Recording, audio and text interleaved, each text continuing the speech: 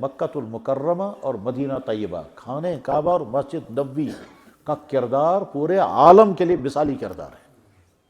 دنیا کی قومیں وہ سوچ بھی نہیں سکتی ہیں، کرنے کی تو بات ہی نہیں ہے، کیا کہ صرف 10 منٹ کے اندر لاکھوں انسانوں کو وہ پیٹ بھر کر افطار کراتے ہیں اور مسجد میں کوئی چیز نہیں گرتی۔ صرف 10 منٹ کے اندر مکہ مکرمہ میں کبھی رمضان کے آخری عشرے میں 30 لاکھ آدمی ہوتے ہیں اور تمام کو افطار پہ ہوتا ہے، زمزم بھی پلاتے ہیں، کھجوریں بھی کھلاتے ہیں، دہی بھی کھلاتے ہیں، روٹیاں بھی کھلاتے ہیں، پیٹ بھر جاتا ہے اور صرف 10 منٹ کے اندر ہوتا ہے۔ ایسا سسٹم ہے وہ۔ اور یہی حال مدینہ طیبہ میں، آخری عشرے میں مدینہ طیبہ میں کبھی کبھی 15 لاکھ انسان ہوتے ہیں۔ ہر آدمی کے سامنے دسترخوان ہوگا، ہر آدمی کو پیٹ بھر کر کے کھانے پینے کی چیزیں ملیں گی، کھجوریں بھی ہوں گی، دہی بھی ہوگی، ڈرائی فروٹ بھی ہوں گے، میوے ہوتے ہیں، روٹیاں ہوتی ہیں، البتہ سالن، گوشت، دالیں اور چاول یہ نہیں ہوتا،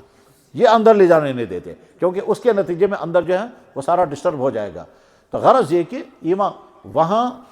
جب اذان